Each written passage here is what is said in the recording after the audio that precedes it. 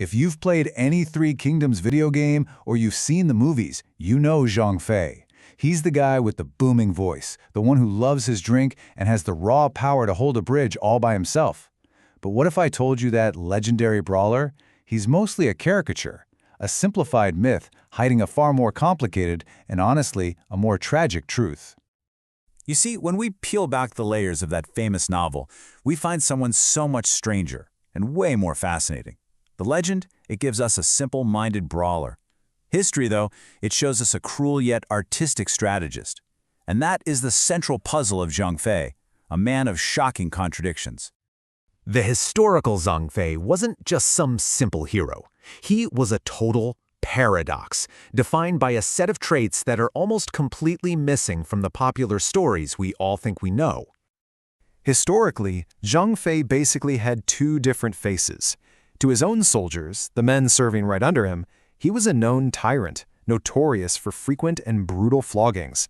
But then, to the educated gentry and scholars, his supposed betters, he was incredibly respectful, almost like he was desperate for their admiration. And this wasn't some big secret. His own lord and sworn brother, Liu Bei, saw this fatal flaw crystal clear. He gave Zhang Fei this exact warning, a line that was basically a prophecy, one that would hang over his entire career, and in the end, seal his fate. So, if he wasn't just a simple brawler, where did his legendary reputation even come from? Well, his fame was absolutely real, no doubt about it. And it was built on three incredible historical achievements that are, frankly, even more impressive than the myth. His real story is built on three key events: the stand at Changban, which shows his raw courage, the capture of Yan'an, which reveals his surprising character, and the victory at Dangju, which proves his strategic genius. Okay, so the novel says his roar was so loud it killed a man from shock. The reality is so much more clever. With just 20 horsemen, he held off Cao Cao's entire army. How? By pulling off a brilliant bluff. He stood there alone, looking so confident and fierce that Cao Cao's generals were totally convinced it had to be an ambush. This wasn't magic, it was pure psychological warfare. Then there's the story of capturing General Yan'an. After being defeated, Yan'an stands before Zhang Fei and says this, totally defiant. Now, the Zhang Fei from the legend would have executed him on the spot, but the historical Zhang Fei, he was so impressed by the old general's honor that he personally untied him and made him an honored guest. This just shows you the respect he had for true character. But maybe the biggest mythbuster of all is his greatest military achievement. It wasn't won with brute force. It was won with his mind, against one of the most respected generals of the entire era.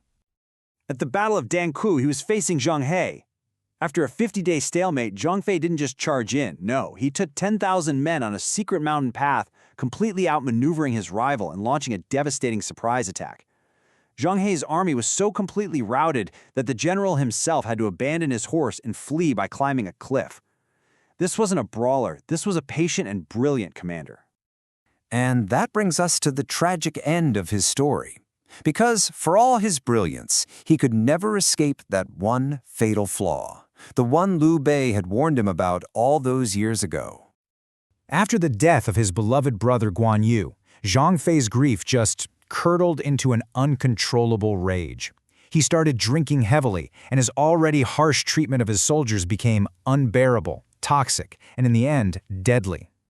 The end came so fast. In his grief, he demanded his officers produce a massive quantity of white mourning armor in just 3 days, a totally impossible task. When they begged for more time, he had them flogged and threatened to execute them. 2 days later, those same terrified officers crept into his tent while he was drunk and asleep, and they murdered him.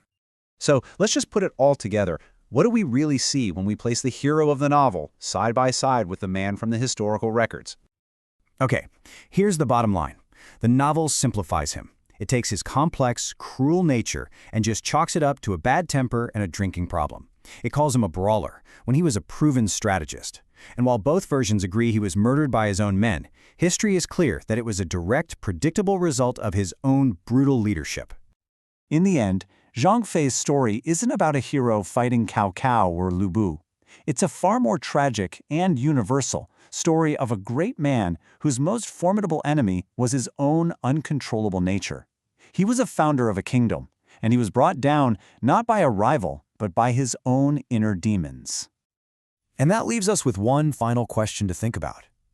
We remember the simple, roaring hero of the legend, not the complex, tragic man from history. Why is that? What does it say about us that we often prefer a simple myth over a complicated and much more human truth?